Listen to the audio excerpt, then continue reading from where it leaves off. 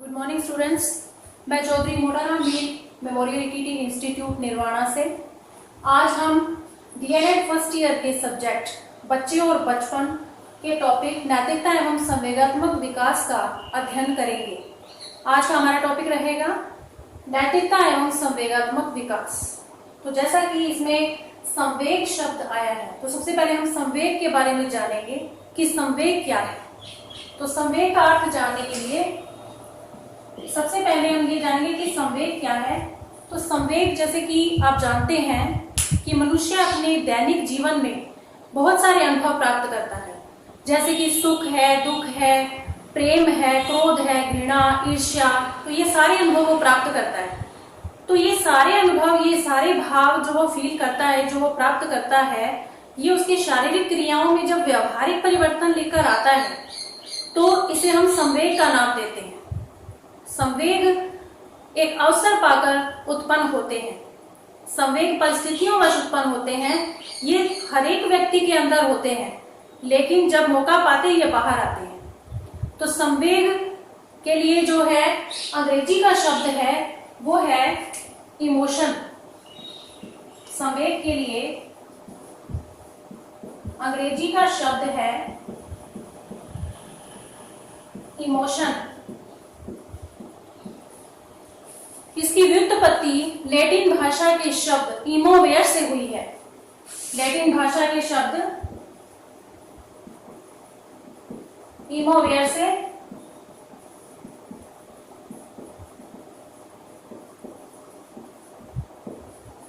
हुई है। ये संवेग जो है ये सब व्यक्तियों के अंदर विद्यमान होते हैं, हर एक बच्चे के अंदर विद्यमान होते हैं। जैसे हम कोई टीवी सीरियल देखते हैं तो उसमें कोई सैड सीन देख रहे हैं तो हमें एकदम से आंखों में पानी आ जाता है हमारे। तो ऐसा क्यों होता है? भाव हमारे अंदर होते हैं, करुणामयी भाव होते हैं, तो एकदम से अवसर पाकर वो बाहर आने लगते हैं। कोई स्टोरी ऐसी सुन ली जिसमें सिर्फ जोक है या कोई हंसी का माहौल बना हुआ है तो हमें हंसी आने लग जाती है। तो सैड स्टोरी सुनते हैं तो हमें रोना आ जाता है। तो ये सारे भाव हमारे अंदर पहले से होते हैं, लेकिन अवसर पाकर बाहर आते हैं। ठीक है। तो संवेग जो है एक तरह का भाव होता है जो हर एक व्यक्ति के अंदर विद्यमान होता है। जैसे कि हम किसी भयानक वस्तु को देखकर डर जाते हैं, हमारी बुद्धि काम करना बंद कर देती है और हमें कुछ नहीं समझ आता कि हम क्या करें। हम पसीने से तर हो जाते हैं, हमारा शरीर कांपने लग जाता है। तो ऐसे में जो ये उत्तेजित दशा होती है यही संवेग कहलाती है। एकदम से हम उत्तेजित हो उठते हैं और वहां से पलायन कर जाना चाहते हैं, वहां से भाग जाना चाहते हैं। तो ये उत्तेजित दशा ही क्या है? संवेग कहलाती है। तो संवेग जो है शरीर के आंतरिक और बाहरी दोनों तरह के व्यवहार में परिवर्तन ला देता है। तो इसी को हम संवेग का नाम देते हैं। संवेग के लिए अलग अलग विद्वानों ने भी अपनी अपनी परिभाषाओं से इसको परिभाषित किया। तो कुछ एक परिभाषाएं जो हैं यहां मैं बता रही हूं। जैसे कि first of all crow and crow.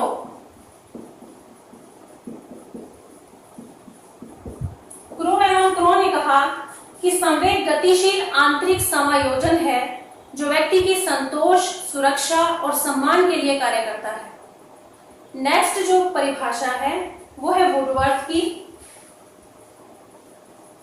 Woodworth कहते हैं कि जो संवेग है वो व्यक्ति की उत्तेजित दशा ही है। संवेग व्यक्ति की उत्तेजित दशा है। नेक्स्ट जो है वैलेंटीन। वैलेंटीन कहते हैं कि रागात्मक प्रवृत्ति के वेग के बढ़ने को ही संवेग कहते हैं। रागात्मक प्रवृत्ति के वेग के बढ़ने को ही संवेग कहते हैं। तो ये कुछ एक परिभाषाएं मैं यहाँ बता रही हूँ। इसके अलावा भी आप परिभाषाएं कर सकते हैं और एज इट इज वैसे ही आपको लर्न करनी है जैसे इन्होंने दी है। ठीक है। तो इसके बाद हम ये जानेंगे कि जो संवेग है उस पर वातावरण का जो प्रभाव है वो कितना पड़ता है। तो संवेग पर वातावरण का प्रभाव बहुत ज्यादा पड़ता है, क्योंकि बच्चा जिस माहौल में पैदा होता है वो उसी माहौल में अपने आप को सुरक्षित महसूस करता है। उसमें एक सुरक्षा का भाव होता है। तो वो जैसे माँ की गोद में है तो सुरक्षित महसूस करता है, मुस्कुराता है। और अगर वो किसी अनजान व्यक्ति की गोद में चला जाए वो रोने लग जाएगा। तो ये भाव जो है उसके अंदर ऑलरेडी थे, लेकिन अवसर पाकर बाहर आए। तो ऐसा इसीलिए होता है कि हमें ऐसा कोई कारण मिल जाता है जिसकी वजह से संवेग अपने आप आकर निकलकर बाहर आने लगते हैं। ठीक है, तो संवेग जो है हमारे अंदर की भावनाएं हैं, हमारे अंदर की फीलिंग्स हैं। आप बताएं कि संवेग और मूल प्रवृत्ति में क्या संबंध है। देखिए, संवेग में जो है 3 बातें इंपॉर्टेंट होती हैं। एक तो ये कि जो संवेग है वो उद्दीपन के परिणाम स्वरूप होता है। कोई उद्दीपन होता है जो हमें उत्तेजित करता है और हमारे संवेग बाहर आ जाते हैं। ठीक है, और एक ये है कि ये मनोविज्ञान पर आधारित होता है, मनोवृत्तियां इससे जुड़ी हुई हैं। ठीक है, और तीसरा ये कि ये हमारे शारीरिक क्रियाओं में व्यवहारिक परिवर्तन लेकर आते हैं, हमारा व्यवहार इससे चेंज होता है। ठीक है, हमारे व्यवहार में परिवर्तन आता है। तो ये मुख्य बातें जो है संवेग के बारे में। तो मूल प्रवृत्ति और संवेग का क्या संबंध है, इस संबंध में मैकडूगल ने अपने विचार दिए हैं। तो हम जानेंगे कि मैकडूगल ने संवेग और मूल प्रवृत्ति के संबंध को कैसे समझाया है। मैकडूगल ने कुछ मूल प्रवृत्तियां और कुछ संवेग बताए हैं। जैसे कि मैं यहाँ मूल प्रवृत्तियां और संवेग आपके सामने लिख रही हूं। ये आपको बड़ी ध्यान से देखनी है और समझनी है कि इन दोनों का आपस में कनेक्शन क्या है। तो सबसे पहली जो मूल प्रवृत्ति है वो है पलायन। पलायन मीन्स पलायन कर जाना, भाग जाना। तो ये कब होता है, कौन सा भाव जागरूक होता है कि हम पलायन कर जाते हैं? तो भाव होता है संवेग, कौन सा होता है, भय का। भय का भाव होगा, भय संवेग उत्पन्न होगा। किसी चीज से हम डरेंगे, शेर को देख के डरेंगे तो पलायन कर जाएंगे, वहीं थोड़ी खड़े रहेंगे, भाग जाएंगे वहां से। तो इसी तरह से किसी भयानक वस्तु को देखकर जब हम पलायन कर जाते हैं तो वहां पलायन मूल प्रवृत्ति जागरूक हो जाती है। इसी तरह से जो दूसरी मूल प्रवृत्ति है वो है भोजन प्राप्ति। देखिए, भोजन प्राप्ति हम कब करने की कोशिश करते हैं, कौन सा भाव जागरूक होता है? होता है भूख का जो संवेग है, भूख नामक संवेग जो है जब जागरूक होता है तो मूल प्रवृत्ति भोजन प्राप्ति की रहती है। हम जल्दी से भोजन कर लेना चाहेंगे क्योंकि हमें भूख लगी है। ठीक है, थर्ड जो है सामूहिकता। सामूहिकता की आवश्यकता क्यों पड़ती है हमें, ये मूल प्रवृत्ति क्यों रहती है हमारे अंदर? क्यों?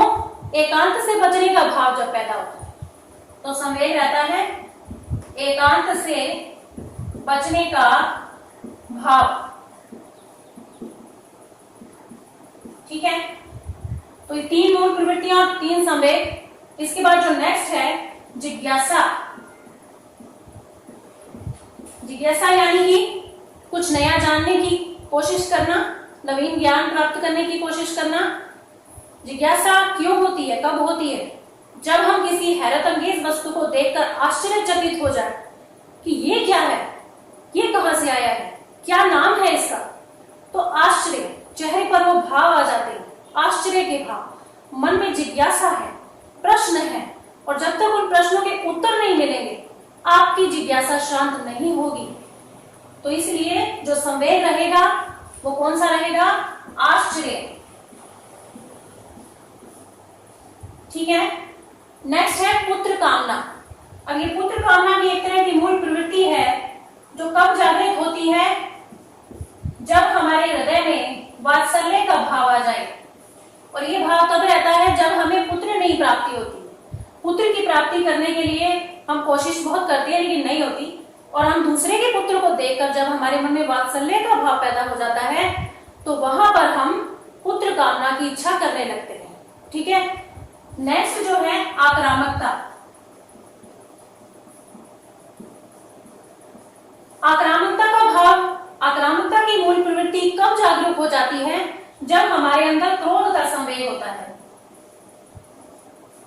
क्रोध कब आता है, मान लीजिए एक बच्चे की वस्तु दूसरे बच्चे ने बिना पूछे ले ली तो क्या क्रोध नहीं आएगा, नेचुरली आएगा।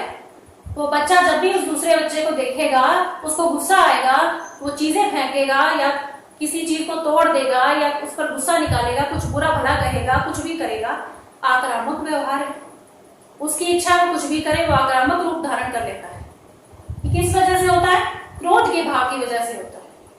ठीक है, नेक्स्ट जो लास्ट है वो है हास्य।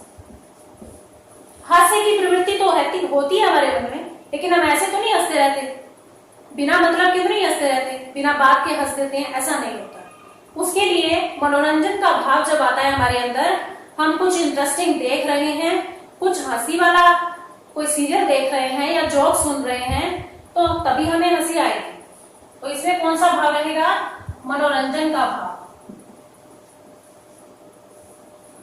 तो ये कुछ मूल प्रवृत्तियां और संवेग मैकडूगल ने बताई। ठीक है, तो मैकडूगल ने मूल प्रवृत्तियों और संवेग का संबंध बताया, जिससे हमें पता चला कि मूल प्रवृत्तियां किस तरह से संवेग से जुड़ी हुई हैं।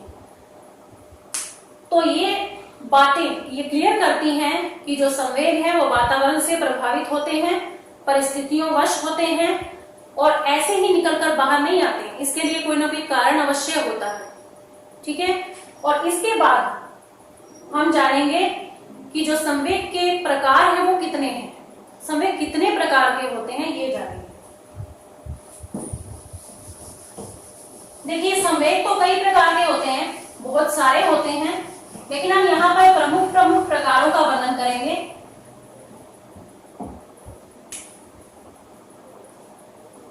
संवेग के प्रकार।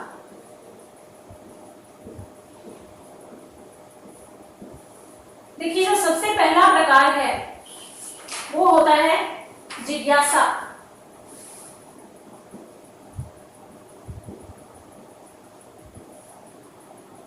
जिज्ञासा, जैसा कि मैंने पहले भी बताया कि जिज्ञासा सबके मन में होती है कुछ नया जानने की। जैसे कि कक्षा में शिक्षक बच्चों को पढ़ा रहे हैं, तो बच्चों के मन में कुछ सवाल उठते हैं, उस टॉपिक को लेके कुछ प्रश्न करना चाहते हैं, लेकिन अगर शिक्षक उन्हें ये परमिशन ना दे कि वो प्रश्न पूछें, या पूछ सकते हैं, कभी भी कुछ भी पूछ सकते हैं, ऐसा अगर शिक्षक ने नहीं कहा है या ऐसी परमिशन नहीं दी है, तो बच्चे जो उनके मन में जिज्ञासाएं हैं, जो प्रश्न हैं, वो अंदर दबे रह जाएंगे, उनकी जिज्ञासा शांत नहीं हो पाएगी। तो शिक्षक को चाहिए कि बच्चों को ये कहे कि आप जो आपको पढ़ाया जा रहा है, जो आपको समझाया जा रहा है, उससे रिलेटेड आप कोई भी प्रश्न पूछिए, कभी भी पूछिए, एक बार नहीं 10 बार पूछिए, ये बोला जाए तो बच्चों के मन में ये कॉन्फिडेंस रहता है कि अगर उन्हें कुछ भी समझ में नहीं आ रहा है, कोई वर्ड समझ नहीं आ रहा है, तो उससे रिलेटेड कोई भी प्रश्न शिक्षक से कर सकते हैं, और शिक्षक भी बच्चों से प्रश्न कर सकते हैं। तो अगर ये प्रश्नों का सिलसिला चलता रहे कक्षा में, तो एक चर्चा का माहौल बन जाता है, और जो स्टडी है वो बहुत उच्च स्तर की हो जाती है, और बच्चों में पढ़ने के प्रति रुचि पैदा होती है, वो इंटरेस्ट के साथ पढ़ते हैं, बोरियत महसूस नहीं करेंगे। ठीक है, अगर चुपचाप आप पढ़ा रहे हैं और चुपचाप वो मौन रहकर पढ़ रहे हैं, कुछ भी पूछा नहीं जा रहा है, क्वेश्चनिंग नहीं हो रही है, कोई चर्चा नहीं हो रही है, तो क्या पढ़ने में मजा आएगा? नहीं आएगा, नेचुरली नहीं आएगा। सेकंड है भय। देखिए, एक शिक्षक ही है जो बच्चों में भय का माहौल खत्म कर सकता है। अभिभावक और शिक्षक दोनों पे डिपेंड करता है कि वे अपने बच्चों के साथ प्रेम का भी व्यवहार करें, और जो है डांटना भी उनको चाहिए। ये नहीं कि सिर्फ प्रेम ही करें, तो प्रेम की अति भी अच्छी नहीं होती है। दोनों चीजें समान रूप से चलनी चाहिए। जहां पर आवश्यकता हो वहां पर आप प्रेम प्रदर्शित करें, और जहां पर आवश्यकता हो बच्चों को सही मार्ग दिखाने के लिए उन्हें आप डांट भी सकते हैं और उन पर गुस्सा भी कर सकते हैं। किसी भी तरीके से आप उन्हें समझा सकते हैं, मारना नहीं चाहिए, मारना बिल्कुल नहीं चाहिए, क्योंकि इससे बच्चे बिगड़ते ही हैं, सुधरते नहीं हैं। तो आप प्यार से उनको समझा के नेक्स्ट टाइम के लिए उनको अलर्ट कर सकते हैं। तो शिक्षक का जो इफेक्ट है वो बच्चों पर बहुत ज्यादा पड़ता है। ये भय बच्चों में ऑलरेडी होता है, किसी जो है दुखपूर्ण घटना से वो भयभीत होते हैं, तो इस तरह की जो इमोशंस होते हैं उनको कंट्रोल में करने के लिए शिक्षक ही महत्वपूर्ण कार्य कर सकता है। ठीक है, इसके बाद जो नेक्स्ट संवेग है वो है क्रोध व आक्रामकता।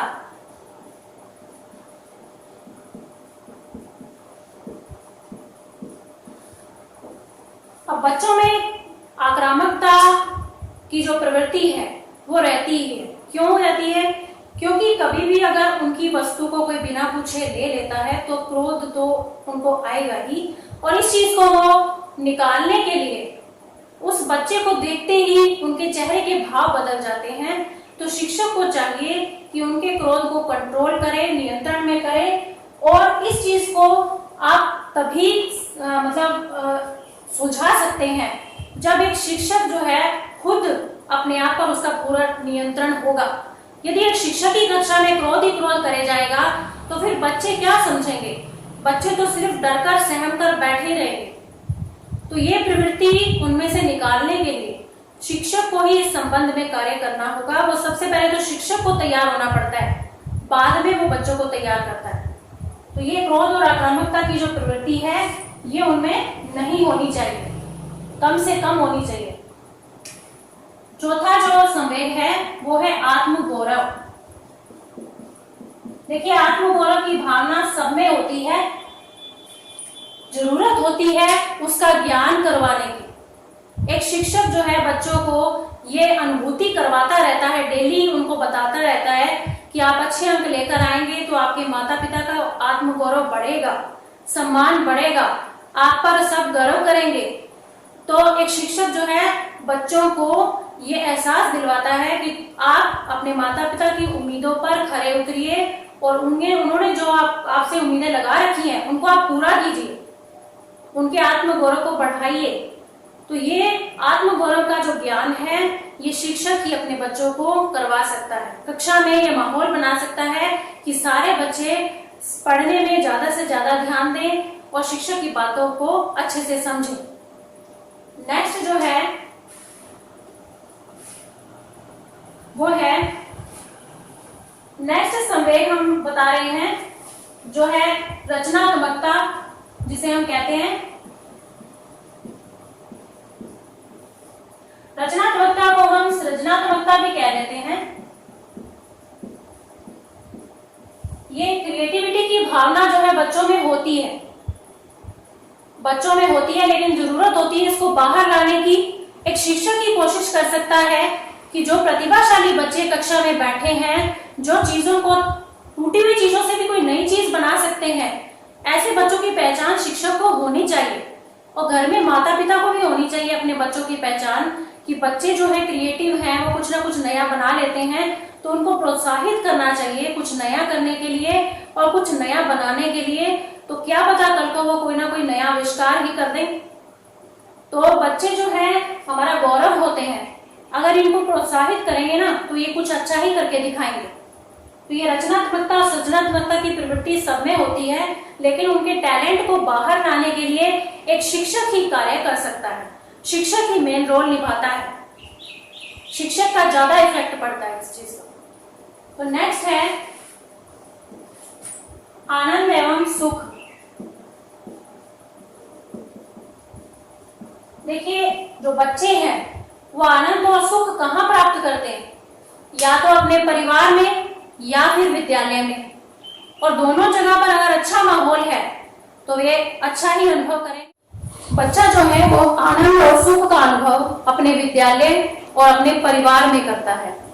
तो इन दोनों जगहों पर जब उसे ये महसूस होता है कि वो सुरक्षित है, उसे आनंद मिलता है, तो वो अपने परिवार में भी एंजॉय करता है, अपने विद्यालय में भी एंजॉय करता है। तो दोनों जगहों पर अभिभावकों को परिवार में और विद्यालय में शिक्षकों को पूरा ध्यान रखना चाहिए कि बच्चों को किसी भी तरह की कोई तकलीफ नहीं होनी चाहिए, या उन्हें ऐसी कोई भावना उनके मन में नहीं आनी चाहिए कि हमारा ध्यान नहीं रखा जा रहा है या हमारी केयर नहीं हो रही है, या ऐसा कुछ भी उन्हें लगे। तो तब उसी वक्त शिक्षक को उस संबंध में समाधान करना चाहिए। परिवार में अभिभावकों को भी खासकर ध्यान रखना चाहिए, प्रत्येक जो अपने बच्चे हैं उनका। तो प्रेम और आनंद और सुख की प्राप्ति जो है अभिभावक और जो शिक्षक हैं वो विद्यालय और परिवार में दे सकते हैं। तो जो नेक्स्ट पॉइंट है वो है हमारा ईर्ष्या।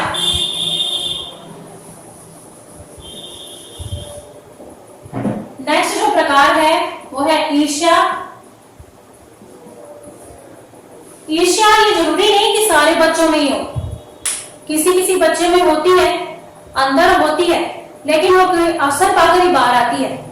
ठीक है, जैसे बच्चे हैं, घरों में बच्चे हैं, एक बड़ा है और एक छोटा है, तो आप जो माता पिता है वो छोटे से ज्यादा लाड प्यार कर रहे हैं और बड़े को इग्नोर कर रहे हैं, तो ऐसा जब होगा तो बड़े बच्चे को तो फील होगा ही, और उसको ऐसा लगेगा कि मेरी तरफ ध्यान कम दिया जा रहा है और छोटे बच्चे की तरफ ध्यान ज्यादा दिया जा रहा है। तो ऐसा क्यों होता है? माता पिता ऐसा क्यों करते हैं? उन्हें ऐसा नहीं करना चाहिए। बराबर का भाव रखिए, समान भाव रखिए, उनके साथ समान रूप से व्यवहार कीजिए, समान रूप से प्यार कीजिए, और किसी को भी ऐसी फीलिंग ना होने दीजिए कि उनके साथ कोई भेदभाव किया जा रहा है। और यही बात कक्षा में लागू होती है। एक शिक्षक जो है अपने सामने बैठे हुए सभी स्टूडेंट के साथ उसको समान व्यवहार करना चाहिए, और उसको ये कभी भी किसी भी बच्चे के साथ जो है पक्षपात की भावना नहीं रखनी चाहिए कि ये बच्चा ज्यादा इंटेलिजेंट है तो इस पर ज्यादा ध्यान दिया जाए और वो कम इंटेलिजेंट है तो इस पर कम ध्यान दिया जाए। ऐसा थोड़ी होता है। समान रूप से सबके साथ व्यवहार करो, समान रूप से सबको लेकर चलो, समान रूप से सबको उनकी रुचि के साथ पढ़ाओ। जो बच्चा जैसे पढ़ता है उसको वैसे ही पढ़ाओ। आज की शिक्षा तो वैसे भी छात्र केंद्रित है, बच्चों की रुचि के अनुसार उनको पढ़ाया जाना ज्यादा अच्छा रहता है। बच्चे ज्यादा इंटरेस्ट के साथ पढ़ते हैं, रुचि के साथ पढ़ते हैं, तो इसलिए जो है ईर्ष्या की भावना उनके मन से निकाल देनी चाहिए, समान व्यवहार करना चाहिए। और जो हमारा लास्ट पॉइंट है वो है प्रेम और अनुराग। प्रेम और अनुराग, देखिए प्रेम की अति भी अच्छी नहीं होती, प्रेम की अति भी अच्छी नहीं होती। प्रेम होना चाहिए, एक सीमा में होना चाहिए।